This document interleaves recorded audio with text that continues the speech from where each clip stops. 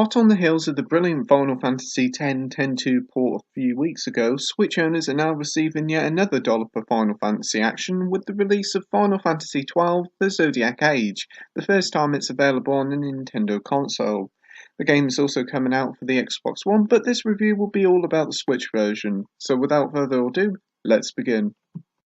Originally released on the PS2 all the way back in 2006, Final Fantasy XII was one of the final big releases for the PS2 before the PS3 came out. The game was certainly rather interesting, with a new unique combat system that split many folks' opinions about the game straight down the middle, mainly due to the combat and the fact that it kind of played itself, and a little bit due to the rather bland protagonist.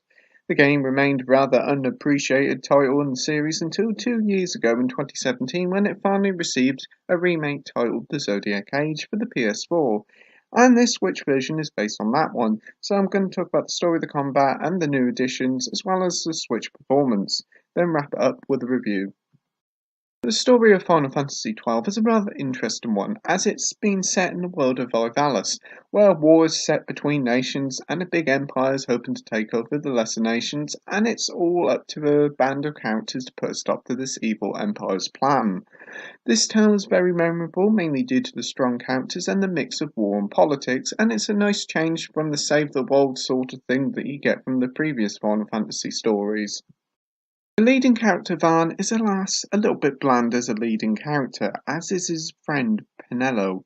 Thankfully the rest of the cast is pretty top tier. We have Balthier, a cocky and smug sky pirate who's easily the best character in the game, as he steals every scene he's in.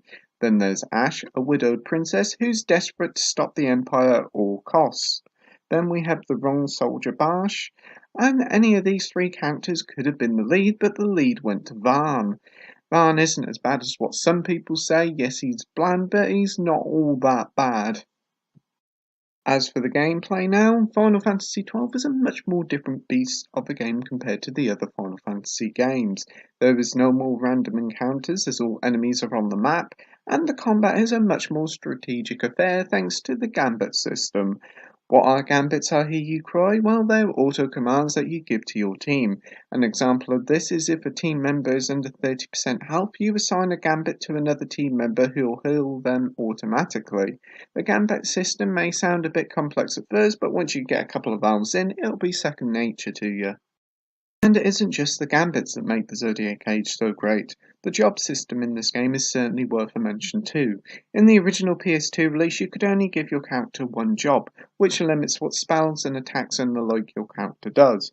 But Zodiac Age now allows your character to pick a second job, and at first it may sound like a small addition, but it's actually a rather game-changing one. You can now pick your first job, which could be entirely attack-focused without any magic, only to complement it with a second job as a magic user. It's a very clever move to allow you to have another job that allows a lot more strategic possibilities.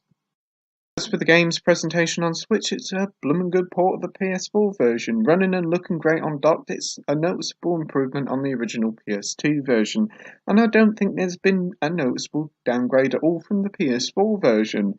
As for the portable play, it again runs and looks great with no problem whatsoever. It's certainly one of the more impressive games to play in handheld.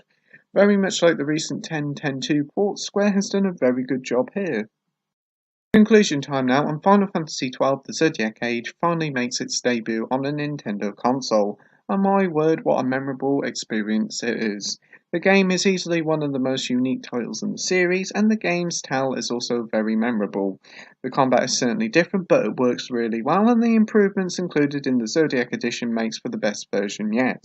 The Switch port is also very impressive and runs well with the added portability, so that's why I'm giving Final Fantasy XII The Zodiac Age on the Switch a 9.5 out of 10 with the title of amazing. Thank you for watching my review, like, rate and subscribe, and until next time, happy gaming. Bye.